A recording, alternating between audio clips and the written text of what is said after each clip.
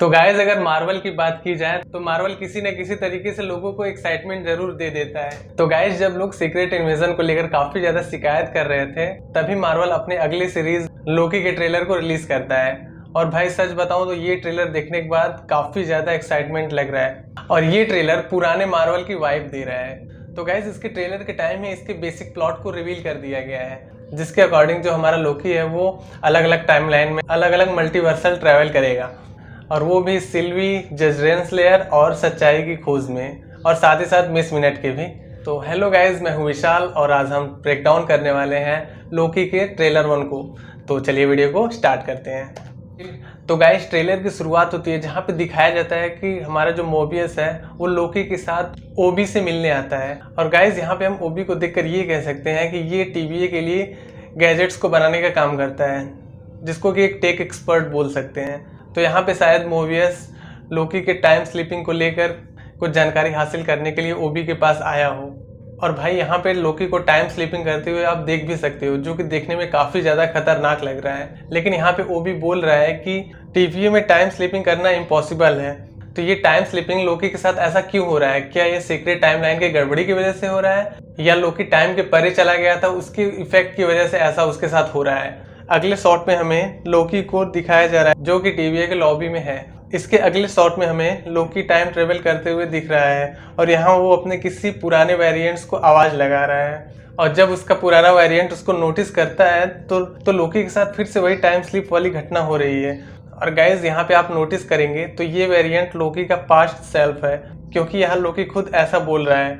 और गाइज हैरान करने वाली बात ये है जो आप यहाँ पे नोटिस करेंगे कि यहाँ पे जो सीक्रेट टाइमलाइन है वो फिर से रिपेयर हो रही है और इसके रिपेयर की झलक अगले शॉट में हम देख सकते हैं, जहाँ पे ओबी मोबियस को एक सूट पहनाकर इस डिवाइस की तरफ भेज रहा है, जो कि देखने में ऐसा लग रहा है कि ये सीक्रेट टाइमलाइन को ठीक करने के लिए है। और गाइज इसके अगले शॉट में हमें सिल्वी दिखाई देती है, जो कि लोकी के सीजन 1 के बाद यहाँ दिखाई दे रही है। और सिल्वी के इस हाल को देखकर ऐसा लग रहा है कि लोकी के टाइम स्लीपिंग की तरह ये भी किसी मुसीबत में फंसी हुई है।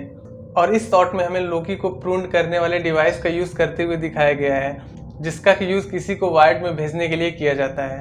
और यहाँ में भी ऐसा हो सकता है कि लोकी टीवीए में काम कर रहे एम्प्लॉयज़ को सच्चाई दिखाने की कोशिश कर रहा हो कि जिसको आप लोग टाइम कीपर समझते थे वो एक झूठ है।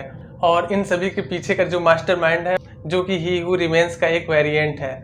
और इसके अगले शॉट में हमें Ant Man and the Quantumania के पोस्ट क्रेडिट सीन में दिखाया जाने वाला लोकी जो था वो यहाँ पे दिखता है, जो कि मोबियस के साथ मिलके किसी को ढूंढ रहा है। प्रोबेबली यहाँ पे वो ही हू रिमेन्स के दूसरे वेरिएंट्स को ढूंढने के लिए आया हो। जहाँ हम देख सकते हैं इसके अगले शॉट में कि जहाँ वे जा रहे हैं उस प्लेस का नाम मिडवे प्लेसेंस है, जहाँ हमें ही हू रिमेन्स का एक वेरिएंट विक्टर टाइमली दिखाया जाता है, जो कि अपने टाइम मशीन का शोकेस कर रहा है। और इस वाले सीन को हम ऑलरेडी एंटमैन क्वांटमेनिया में देख चुके हैं। और गाइज अगर आप इस बंदे को ध्यान से देखोगे तो इस बंदे को कई सीन में दिखाया गया है। अगर इस सीन को ध्यान से देखोगे तो यहाँ पे लोकी, जहाँ लोकी इसके ऊपर अटैक कर रहा है और इस सीन में लोकी की परछाई उसको पकड़ रही है।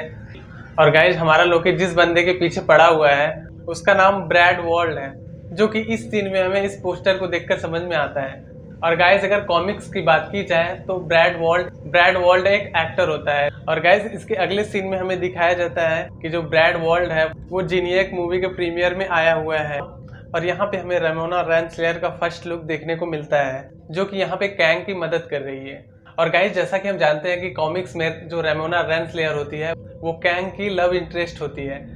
और यहीं पे हमें मिस मिनट की एक वर्जन दिखाई देती है जो कि लोगों को डरा रही है। और इसके अगले शॉट में हमें दिखाया जाता है कि सिल्वी मैकडोनाल्ड में काम कर रही है और ये एक ऑब्वियस रीजन हो सकता है, और वो एक शांत भरी जिंदगी जीना चाहती है, इसीलिए शायद उसने इस काम को चुना हो।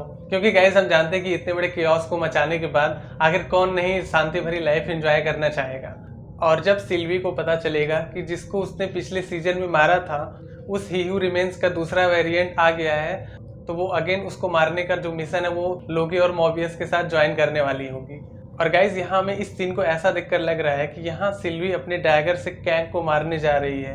और इसी शॉट में हमें रेमोना रेंसलेयर भी दिखाई देती है, जो कि इस खतरनाक से दिखने वाले वेपन से विक्टर टाइमली को बचाने आ रही है। क्योंकि जब आप इन दोनों सीन को मैच करोगे तो ये जो पीछे के दोनों स्टैच्यू हैं वो इन दोनों के सीन में दिखाए गए हैं, जिसे देखकर हम कह सकते हैं कि ये एक ही जगह का फाइट सीन होने वाला है।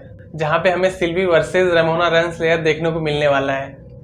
और गाइज इस सीन में मोबियस को लोकी कैंग के बारे में बता रहा है, जहाँ की ही हू रिमेन्स के कई सारे वेरिएंट्स आपस में लड़ रहे हैं। जैसा कि हमने सीजन 1 के लास्ट में देखा था कि ही हू रिमेन्स किस प्रकार से डिस्क्राइब करता है कि उसके कितने खतरनाक वेरिएंट्स आपस में मल्टीवर्सल वार लड़ चुके हैं। और इसके अगले शॉट में हम लोकी, मोबियस, ओबी और हंटर B-15 को देख सकते हैं। और यहाँ पे मोबियस के हाथ में एक अजीब सा दिखने वाला डिवाइस है, जिसको कि अगर हम ध्यान से देखते हैं तो ये विक्टर टाइमली के टाइम मशीन का कुछ गैजेट हो सकता है। और इसके अगले शॉट में हम टीवी एजेंट्स और लोकी के बीच एक फाइट सीन देख सकते हैं। और यहाँ पे सिल्वी और लोकी मिलकर टीवी के एजेंट्स पर अटैक कर रहे हैं। और इसके बाद कई सारे क्विक सीन दिखाए जाते हैं, जिसमें लोकी टीवी बिल्डिंग में गिर रहा होता है और यहाँ वो एक बोट में है। और यहाँ पे लोकी और मोबियस कुछ गैजेट्स देख रहे हैं। ये ओबी के गैजेट्स हो सकते हैं, क्योंकि टीवीए में ओबी ही टेक एक्सपर्ट बंदा है। तो गाइज इस ट्रेलर को बिना कुछ रिवील किए काफ़ी अच्छी तरीके से बनाया गया है, जो कि देखने में काफ़ी ज़्यादा मज़ा आता है। और गाइज इस ट्रेलर में कैंग का जो वेरिएंट विक्टर टाइमली होता है, उसका भी बहुत ही छोटा सा झलक देखने को मिलता है। लेकिन गाइज जैसा कि हमें पता है कि अभी भी जोनाथन मेजर्स के ऊपर केस चल रहे हैं, और अगर ये केस उनके फेवर में नहीं आता है तब तो उनका फ्यूचर मार्वल में मुश्किल ही दिखाई दे रहा है। बाकी अगर ट्रेलर की बात की जाए तो ट्रेलर काफी ज्यादा शानदार था, जिसको देखने में काफी ज्यादा मजा आया। तो गाइज यहीं पे वीडियो को खत्म करते हैं। अगर आपको मेरी ये ब्रेकडाउन पसंद आई हो तो मेरे इस वीडियो को लाइक करिए और मेरे इस चैनल को सब्सक्राइब करिए। तो मिलते हैं अगली वीडियो में, तब तक के लिए बाय बाय।